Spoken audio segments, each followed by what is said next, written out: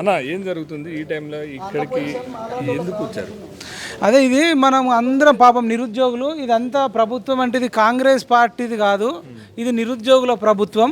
ఇది మనం చెప్పలే. ఎల్బీ స్టేడియంలో రేవంత్ రెడ్డి గారు ఇప్పుడున్న ముఖ్యమంత్రి గారు నిరుద్యోగులు 40 లక్షల 30 లక్షలు అని సాయంత్రం మీటింగ్ పెట్టి నిరుద్యోగులు తీసుకొచ్చింది. ఇది నిరుద్యోగులను మంచిగా చూసుకుంటాం. గత ప్రభుత్వం నిరుద్యోగులకు చాలా అన్యాయం చేసింది. ఈ నిరుద్యోగులు అనేటు లేకపోతే మా ప్రభుత్వం ఏర్పడదని చెప్పి ఏర్పడక ఉండేదని చెప్పిండు. అబ్బా మేము అందరు పాపం చాలామంది నిరుద్యోగులు చూసి పొంగిపోయారు. మా రేవంత్ అన్న అసలు మంచోడు ఉన్నాడు, ఇంత నిరుద్యోగుల కోసం ఇంత మంచిగా మాట్లాడిన వ్యక్తి ఎవరు లేరు అనేది ఫీలింగ్లు ఉన్నారు. ఫస్ట్ మేము అనుకున్నాం, ఫస్ట్ జీవో 46 వాళ్ళది ఒకటి ప్రాబ్లం సాల్వ్ అయితే అయిపోతుంది, పెద్దగా సమస్యలు లేవు.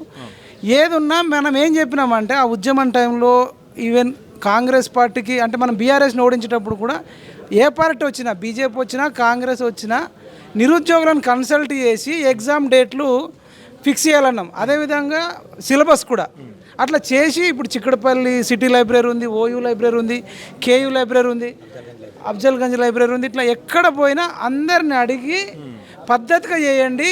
మేమేమన్నా లేని జాబులు కూడా అడుగుతలేరు వీళ్ళు. మీరు ఏవైతే జాబులు అన్నారో పలానా మీరు ఒక్కటేసారి 2 లక్షలు వేయకపోతే కుదరదని చెప్పండి. ఒక 50,000 వేస్తాం, 30,000 వేస్తాం, 20,000 వేస్తాం, ఇగో ఈ 6 నెలల తర్వాత ఇది వేస్తామని ఒక పద్ధతిగా కూర్చుని ఒక కమిటీ వేయాలి. ఇప్పటిదాకా విద్యాశాఖ మంత్రి లేడంటే ఎంత సిగ్గుచేటు. వీళ్ళకు ఎంపీ ఎన్నికల మీద ఉన్న సోయి కనీసం నిరుద్యోగుల మీద లేదు. ఒక్కనాడు కూడా సిటీ లైబ్రరీకి వచ్చింది లేదు. మాకు ఎప్పుడైనా ఎవరికైనా ఏమనిపిస్తుంది అంటే ఫస్ట్ నిరుద్యోగులకు రెస్పెక్ట్ లేదు. వీళ్ళని కలిసి వీళ్ళు ఇప్పటికి కూడా పిల్లలు చాలామందితో మాట్లాడుతుంటే వాళ్ళు జాబులు కూడా అడగట్లేదు, జస్ట్ డేట్లు ఫస్ట్ పోస్ట్ పోన్ అంటారు. వీళ్ళు అడిగిన డిమాండ్లు కూడా అన్నీ నెరవేరుతాయా అనేది తర్వాత విషయం. ఇప్పుడు ఇమీడియట్గా అర్జెంట్ ఏమేమి ఉన్నాయి, ఎమర్జెన్సీ ఏమున్నాయి, ఇప్పుడు వాళ్ళు డిఎస్సి పోస్ట్ పోన్ చేయాలని కొద్దిమంది మెజారిటీ స్టూడెంట్స్ అడుగుతారు. ఇప్పుడు మేము అనగానే నువ్వు చేయకు, నువ్వు ఇంటర్నల్గా సర్వే చేయించుకో, అన్ని లైబ్రరీలకు పంపి, మీ ఎన్ఎస్యూ వాళ్ళు ఉన్నారు, ఇంకో వాళ్ళు ఉన్నారు పంపి మెజారిటీ పీపుల్ అడిగితే 2 వారం రోజులు 4 రోజులు చెప్పండి. ఇప్పుడు ఒకవేళ మీరు పోస్ట్ పోన్ చేయకపోతే ఏంది రీజన్, ఏదో బలమైన రీజన్ చెప్పవు, పోస్ట్ పోన్ చెప్పవు అంటే నువ్వు నిమ్మకు నీరెత్తినట్టు గమ్మని ఉండడానికి నేను సీఎం పదవి చేసింది సిగ్గు అనిపిస్తుంది. ఒకటి గ్రూప్ 1, గ్రూప్ 2, గ్రూప్ 3 వాళ్ళు కూడా పాపం పిల్లలు ఏమంటారు అన్న కొద్దిమంది ఒకళ్ళు ఏమో డైరెక్ట్ 2,000 పోస్టుల దాకా పెంచాలంటారు. ఇంకా కొద్దిమంది నిరుద్యోగులు ఏమంటున్నారు అన్న ఫస్ట్ పోస్టుల తర్వాత అన్న కొంత డేట్లు వెసులుబాటు ఇవ్వండి, ఒక్కొక్క జాబ్కు ఒక 3 నెలలు టైం ఇవ్వండి అంటున్నారు. నీ సెమ్మం పోతుంది, నీ సోకేం పోతుంది. నీకు సీఎం జాబే ఇచ్చారు కదా, నువ్వు 2 నెలలు 3 నెలలు ఇస్తావా ఇవ్వవా తర్వాత విషయం. ఒకవేళ ఇవ్వకపోతే ఏ కారణం చేతి ఇస్తలేవో జస్టిఫికేషన్ చేయాల్సిన బాధ్యత లేదా? రెస్పాండ్ కాకపోవడము ఇది చాలా దారుణం. అబ్బాయి వారం రోజుల నుంచి చేస్తే పట్టించుకోకపోవడం దారుణం. ఇప్పుడు ఇంతకుముందే నాకు రమేష్ అని అబ్బాయి చెప్తున్నాను, 1988 డేట్ ఆఫ్ బర్త్ ఉంది అన్న, రేపు ఎగ్జామ్ ఉంది, రేపు డిఓ ఎగ్జామ్ ఉంది, డిఓ ఎగ్జామ్ ఉంది, తర్వాత టీచర్ జాబులు ఉన్నాయి, గ్రూప్స్ ఉన్నాయి, ఇప్పుడు ఎస్డబ్ల్యూ ఉంది. వీళ్ళు ఇప్పుడు నిరుద్యోగులు అన్న common sense CM Revanth Reddy ఇప్పటిదాకా ఏ గవర్నమెంట్కి ప్రిపేర్ కాలే, ఆయన కొంచెం ఐడియా లేకపోవచ్చు. కానీ ఇందులోనే ఉన్న వాళ్ళు చాలామంది గవర్నమెంట్కి అఫిలియేటెడ్ ఉన్న వాళ్ళు, గవర్నమెంట్ టీచింగ్ చేసే వాళ్ళు ఉన్నారు, రియాజ్ సార్ లాంటి వాళ్ళు ఉన్నారు. మీరు ఏం చెప్పాలా సార్? మినిమం సార్ అది వేరే రాష్ట్రంలో ఎట్లా నడుస్తుంది, ఈ మన రాష్ట్రంలో ఏం నడుస్తుంది, ఈ డేట్కు ఆ డేట్కి ఎట్లా ఉండాలని సింపుల్ విషయం. అంటే గోరుతో పోయేది గొడ్డల దాకా తెచ్చుకుంటారు, ఇప్పుడు కొరివి దాకా తెచ్చుకుంటున్నారు. వాళ్ళు ఒక మాట ఏంటంటే నోటిఫికేషన్లు లేవు గత గవర్నమెంట్లో, మీ నోటిఫికేషన్లు వేస్తే రాదాంతం ఎందుకు చేస్తారు అనేది వాళ్ళ వర్షన్. అదే ఇప్పుడు రాద్ధాంతం చేస్తారు అంటే ఎవరైనా సరే ఇప్పుడు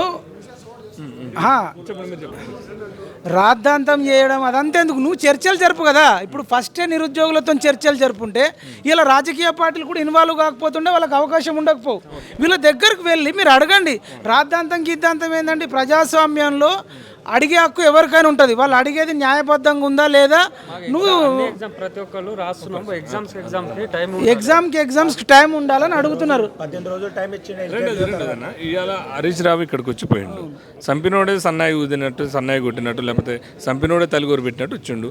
వాళ్ళు కాంగ్రెస్ వర్షన్ ఏంటంటే వీళ్ళు బీఆర్ఎస్ కావాలని రెచ్చగొడుతుంది కొంతమంది అనేది వాళ్ళ వర్షన్. ఇప్పుడు ఒకసారి ఏదైనా ఉద్యమం స్టార్ట్ అయినప్పుడు అందులో మంచోళ్ళు వస్తారు, చెడ్డోళ్ళు వస్తారు, అన్ని రకాల పీపుల్ వస్తారు. 90% మంచోళ్ళే ఉంటారు, ఒక 10% అవకాశవాదులు కూడా వస్తారు. మీరు ఆలోచించాల్సింది ఎవరైతే 90% నిరుద్యోగులు ఉన్నారో వాళ్ళని ఆలోచించండి. ఇప్పుడు హరీష్ రావు వస్తే రాకు అని చెప్పడానికి వీళ్ళకి ఉండదు కదా. వచ్చినప్పుడు ఏం చేస్తాం, సపోర్ట్గా ఉండాల్సి వస్తుంది కదా. ప్రతిపక్షంలో ఉన్నాడని చెప్పి సైలెంట్గా ఉన్నారు. మనమేమనేది అంటే హరీష్ రావు కూడా మీరు ఎందుకు అవకాశం ఇవ్వాలి? హరీష్ రావు కూడా ఎందుకు అవకాశం ఇవ్వాలి? హరీష్ రావు కూడా వారం రోజుల తర్వాత వచ్చిండు.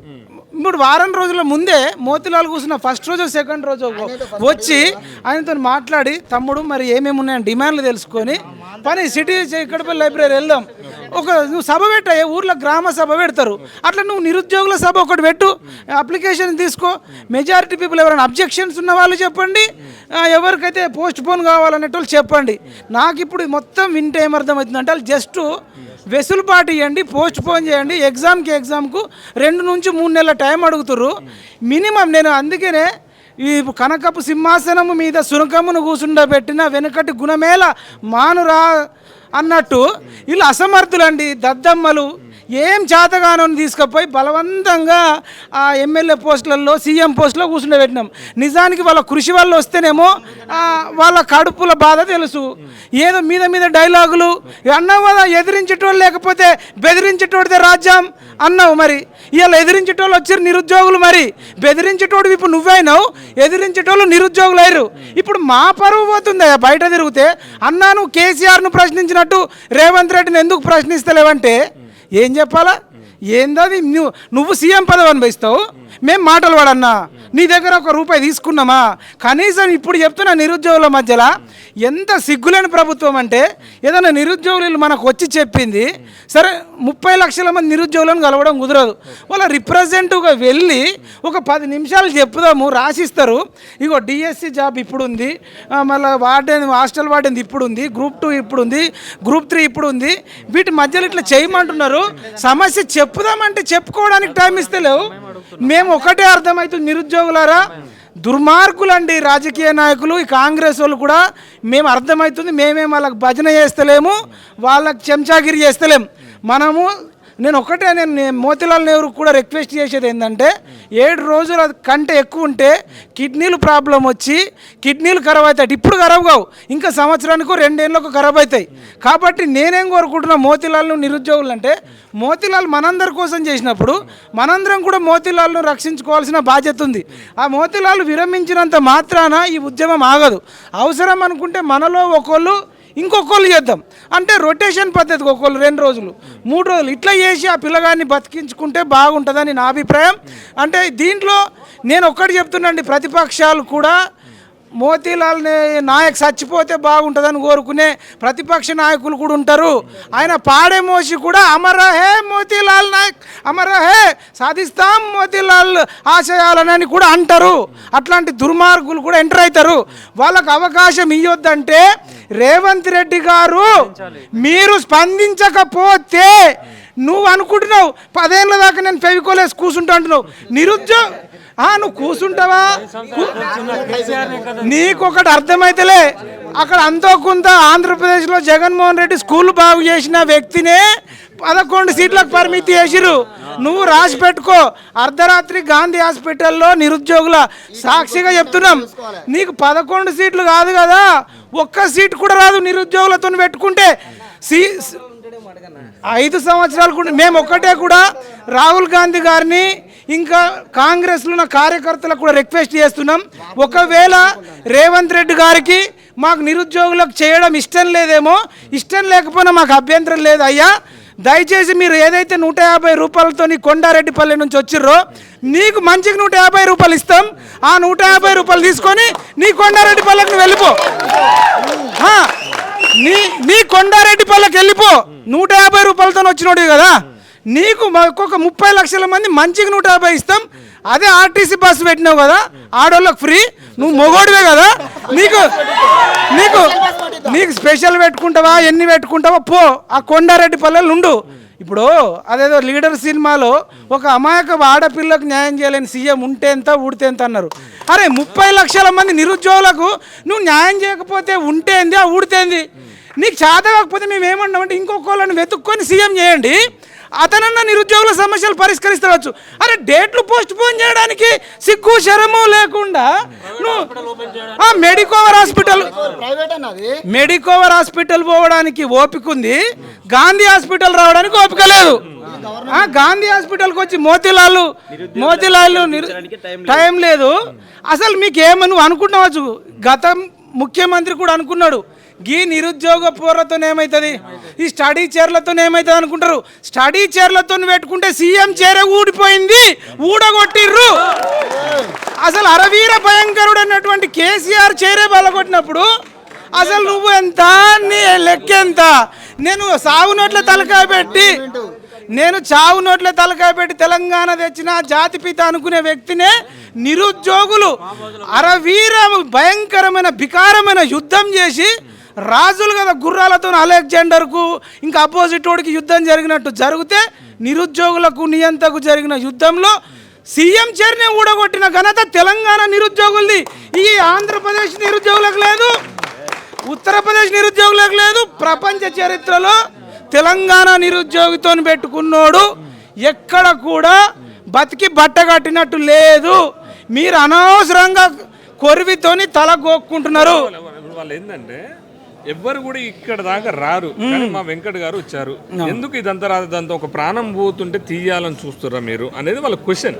ఇప్పుడు దీక్ష చేస్తున్నాడు, ఉండి సాధించవచ్చు, కానీ మేము వచ్చినందుకు మీరు ఇంత గుండెయిజం రౌడీజం చేసే టైప్ ఆఫ్ ఎందుకు చేస్తారు అనేది వాళ్ళ వర్షన్. ఇప్పుడు అది తప్పండి. ఇప్పుడు నిరుద్యోగుల పట్ల మీరు జీవితాంతం తెలంగాణ నిరుద్యోగుల పట్ల కృతజ్ఞతగా ఉండాలి.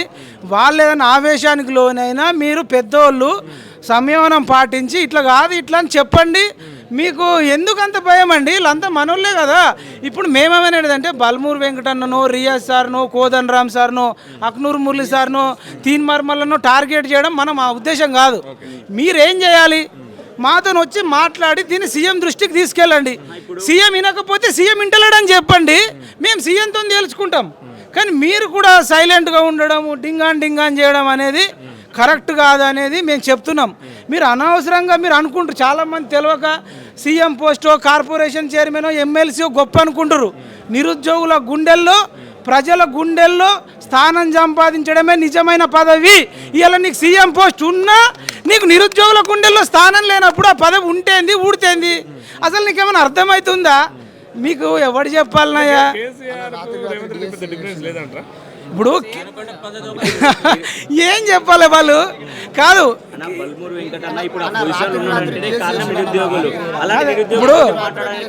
ఇప్పుడు కేసీఆర్ అయితే ఎప్పుడు బయటకు వెళ్ళలేదు, ఇప్పుడు ఈయనకైతే అవకాశం ఉంది. ఆయన ఈ పాటికి రేవంత్ రెడ్డి కూడా సిటీ లైబ్రరీకి వచ్చి ఉండాల్సింది, ఓయూ లైబ్రరీకి వచ్చి ఉండాల్సింది. ఇది నీట్గా చేసుకోవాల్సిన పని అన్న. నిరుద్యోగులకు కూడా కాంగ్రెస్ పార్టీ మీద ఇంకా పూర్తి వ్యతిరేకత లేదు, రేవంత్ రెడ్డి మీద లేదు. వాళ్ళ బాధ ఏంది? ఈ చిన్న చిన్న కోరికలు అడుగుతున్నా మీద ఎందుకు చేస్తలేడు అనేది చాలా కోరికలు.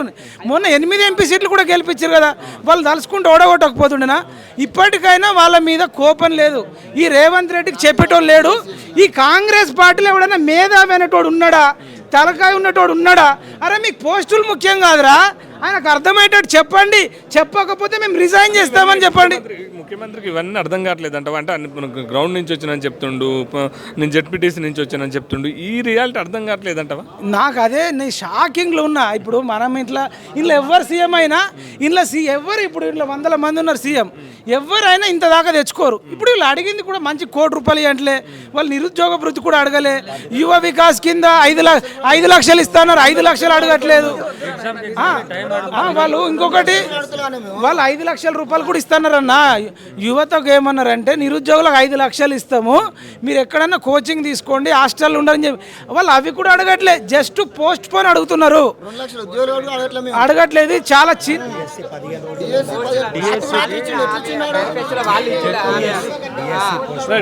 ఫైనల్ గా మీరు ఏం డిమాండ్ చేస్తున్నారు? అదే